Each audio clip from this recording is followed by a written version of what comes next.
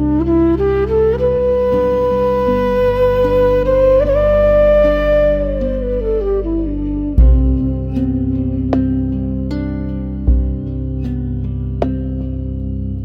B ഇത് recent യാത്ര പോലും അങ്ങയെ സംബന്ധിച്ചൊരു പുതിയ യാത്ര പോലെയാണ്. അപ്പോൾ ആ ഒരു യാത്രയിലേക്ക് എങ്ങനെയാണ് വന്നത്, ഈ വൃന്ദാവൻ എന്നുള്ളൊരു? വൃന്ദാവനത്തിലേക്ക് ആദ്യം ഞാൻ പോകുന്നത് പറഞ്ഞില്ല, 2016 അമൃത TV-യുടെ ഉദയാമൃതം പ്രോഗ്രാമിന് വേണ്ടി തന്നെയാണ്. കാരണം ഞാൻ പറഞ്ഞില്ല, പല പല ഡെസ്റ്റിനേഷൻസ് ആണ് നമ്മൾ നോക്കിക്കൊണ്ടിരിക്കുക, പല പല സ്ഥലങ്ങളിൽ പോയിട്ട് അമ്പലം.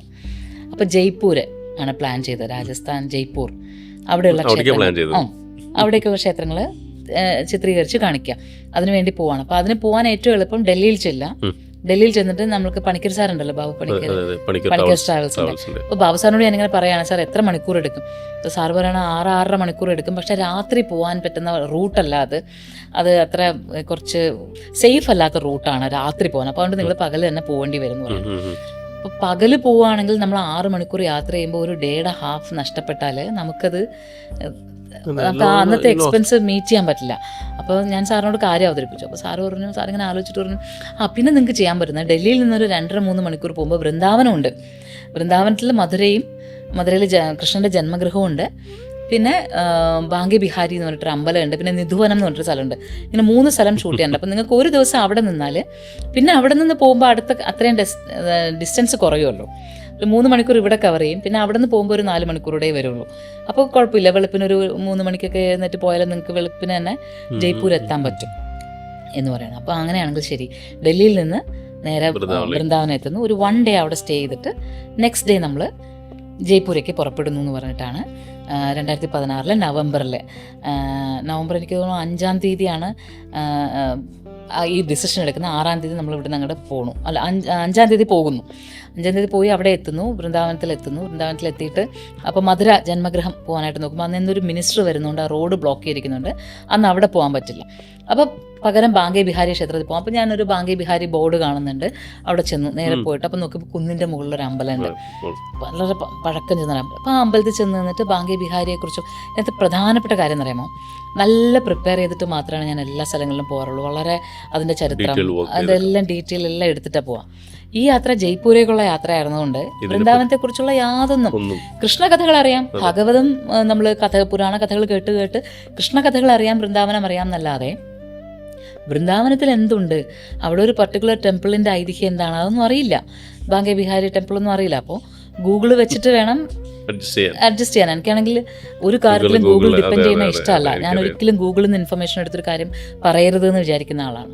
അത് ഗൂഗിളിനെ വെറുപ്പ് അങ്ങനെ എന്തല്ല, നമ്മൾ കുറെ കൂടി ബുക്കുകളിലേക്ക് ഇറങ്ങി ചെല്ലണം എന്ന് വിചാരിക്കുന്നുണ്ട്. അപ്പോൾ അങ്ങനെ വിചാരിച്ചിട്ടാണ് ഈ അമ്പലത്തിലേക്ക് പോകുന്നത്. ഈ അമ്പലത്തിൽ പോയിട്ട് ഇതിനെക്കുറിച്ച് പറയാനൊക്കെ നമുക്കൊരു മടിയുണ്ട്, കാരണം അറിയില്ല. അപ്പോൾ അതുകൊണ്ട് തന്നെ ചെറിയ ചെറിയ ഇൻട്രൊഡക്ഷൻസ് മാത്രം, സാധാരണ ഇങ്ങനെ വലിയ എസ്സേ പോലെ പറയുന്ന ആൾ ഞാൻ വെറുതെ ഇത് കണ്ടോ നല്ല രസകരമായ അമ്പലമല്ലേ, പഴക്കമുള്ള അമ്പലമല്ലേ, ഇങ്ങനെയാണെന്നൊക്കെ പറഞ്ഞൊക്കെ വെച്ചിട്ട് ഞാൻ നിൽക്കണം.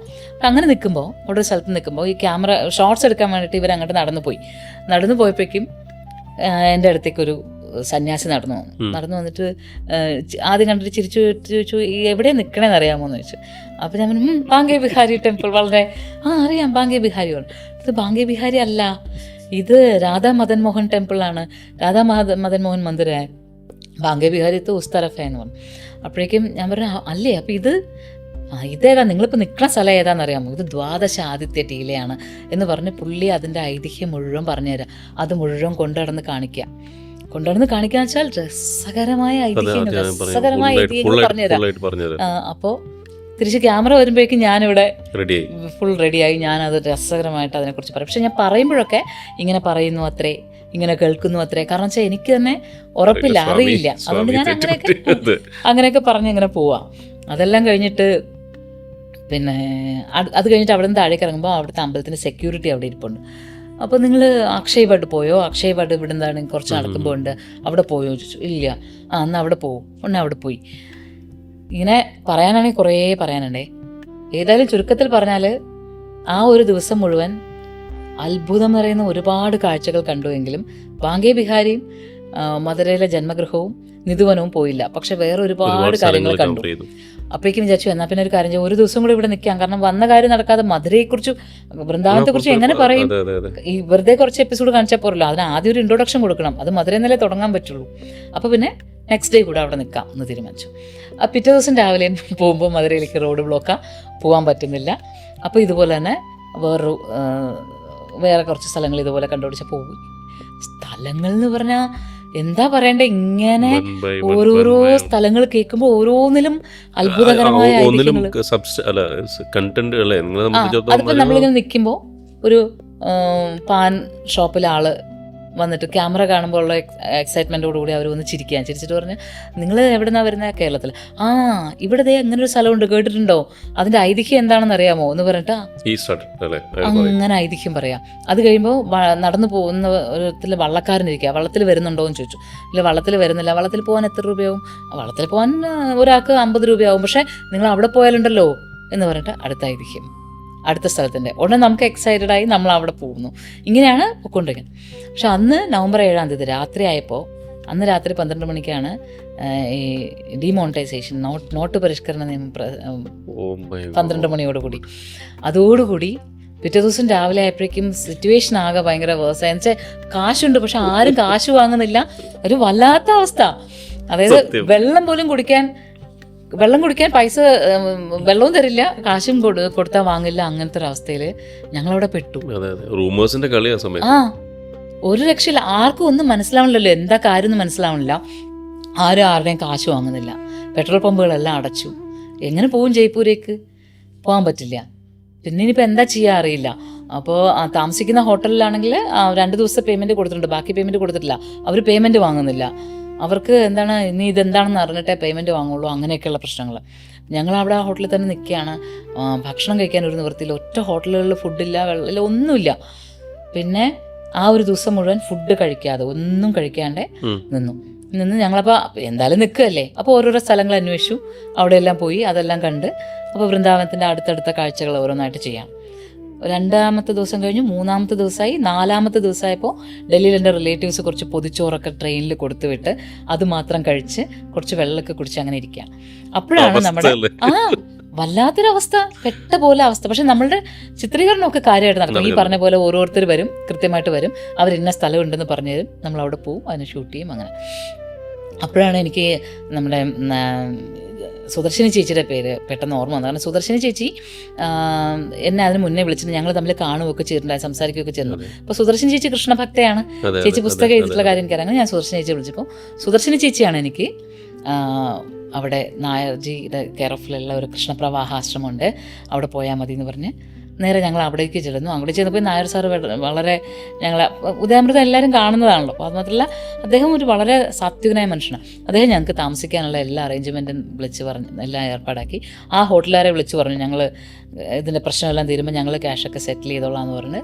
പിന്നെ ഞങ്ങൾ 12 ദിവസം വൃന്ദാവനത്തിൽ തന്നെ 3 ദിവസം വേറെ 18 ദിവസം ഓൾമോസ്റ്റ് അവിടെ തന്നെ വൃന്ദാവനത്തിൽ തന്നെ നിന്നു. കാരണം ജയ്പൂരൊന്നും പോകാൻ പറ്റില്ലല്ലോ, ഈ പ്രശ്നം കുറേ നാളത്തേക്ക് രൂക്ഷമായിരുന്നല്ലോ.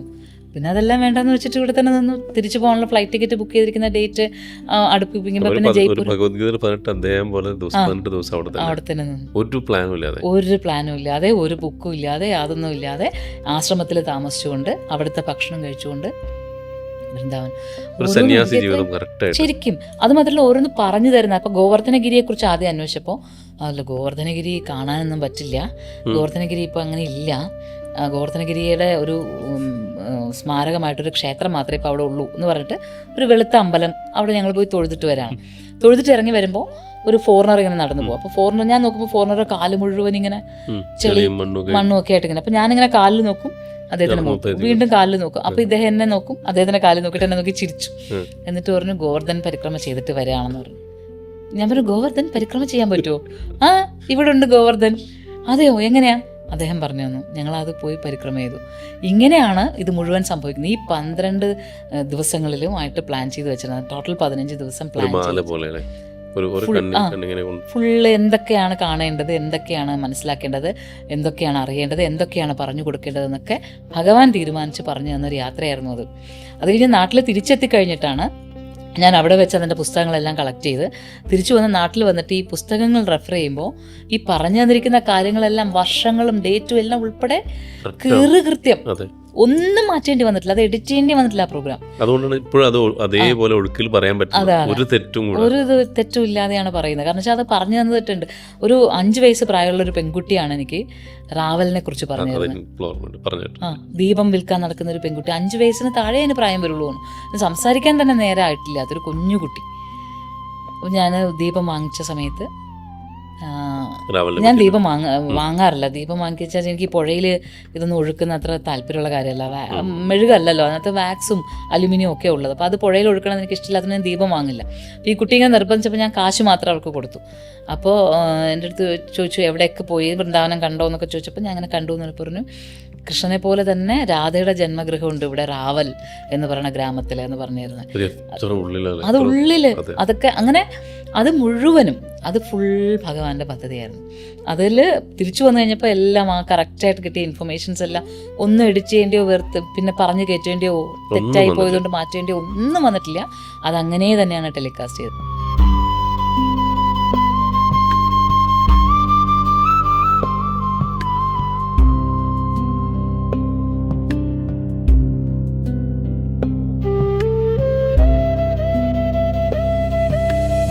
Moksha, Journey to the Self.